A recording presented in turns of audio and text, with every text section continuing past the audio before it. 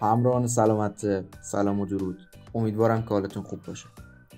امروز با یک ویدیوی مفید و کاربردی در خدمتتون هستیم با موضوع کووید 19 ورژن جدید اون، یعنی اومیکرون. تمامی اطلاعات ارائه شده در این ویدیو از اساتید مجرب و توانمند طب سنتی گردآوری شده و تقدیم شما میشه. اگه برای اولین بار است که ویدیوهای ما رو تماشا میکنید، حتما کانال رو سابسکرایب کنید و زنگوله کنار شما بزنید تا اولین نفری باشید که ویدیوهای بعدی ما رو میبینه. چون قراره تو این کانال تمامی بیماری‌ها و دردهای موجود رو بررسی کنیم و یاد بگیریم چطور سه‌سوته همه بیماری‌ها رو در منزل و با کمترین هزینه درمان کنیم.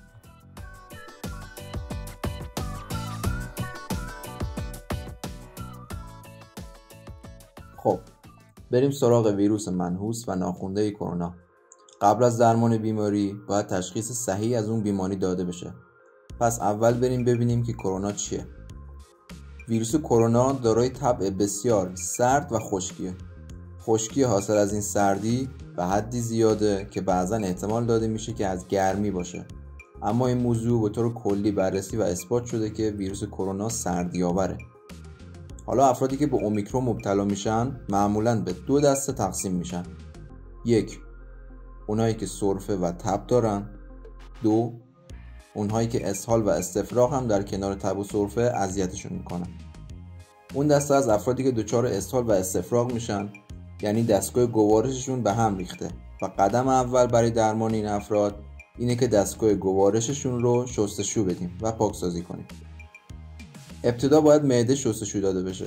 برای شستشوی معده از دمنوش گل محمدی، گل بنفشه و گل ختمی باید استفاده بشه که هر 2 الی 3 ساعت یک لیوان باید مصرف بشه. این دمنوش ها باعث میشن معده شستشو پیدا کنه و همچنین روده های بیمار از مدفوع تخلیه بشن. البته اگر اسهال شدید باشه از این دمنوش ها استفاده نمی کنیم چون ما قصد اذیت کردن بیمار رو نداریم و بلافاصله میریم سراغ مرحله بعد، یعنی دمنوش یا عرق زنیان، مرزه و آویشن. این دمنوش یا عرق ها توسط روده جذب شده و باعث میشن اسهال و استفراغ کاهش چشمگیری پیدا کنه. اون دسته از افرادی که بیماریشون همراه با سرفه و تب هست خودشون به 2 دسته تقسیم میشن: گرم مزاج ها و سرد مزاج ها.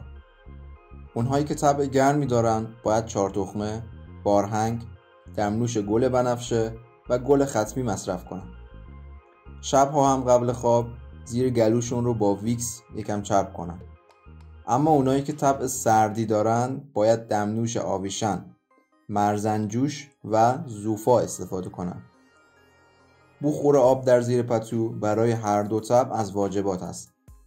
به صورت کلی هم باید مایعات زیاد مصرف بشه. افرادی که دیابت دارن و به این بیماری مبتلا میشن باید شیر بادوم، سوپ گیشنیز بدون فلفل و ادویه، عصاره گوشت و دوز خیلی کم عسل و لیمو ترش و آب مصرف کنن. در کنار اینها افراد عادی میتونن نشاسته، حریر بادوم و غذاهایی که اشتهاآور هست رو استفاده کنن. تعداد محدودی هم هستن که اگر دچار یبوست شدن دمنوش گل محمدی مصرف کنن که دفع رو افزایش میده. به طور کلی برای درمان باید حجم ادرار و مدفوع رو افزایش بدیم تا بدن سموم رو دفع کنه. خب صحبت از شربت جادویی آبلیمو عسل شد. بریم ببینیم این شربت چه جادویی میکنه. ما ابتدای ویدیو گفتیم ویروس کرونا سردی و خشکی به همراه داره. پس ما باید بدن رو گرم و مرطوب کنیم. برای گرم کردن بدن از عسل استفاده میکنیم که گرمای مطلوب و مقبولی داره. بعد برای مرطوب کردن آن از آب استفاده میکنیم. خب حالا این گرما و رطوبت باید توی بدن نفوذ کنه. ما برای اینکه نفوذ رو زیاد کنیم از لیمو ترش استفاده میکنیم.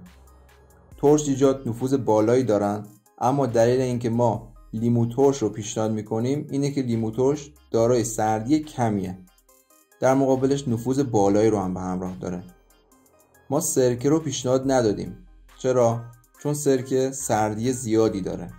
وگرنه به جای شربت عسل آب لیمو سرکنگبین رو پیشنهاد میدادیم.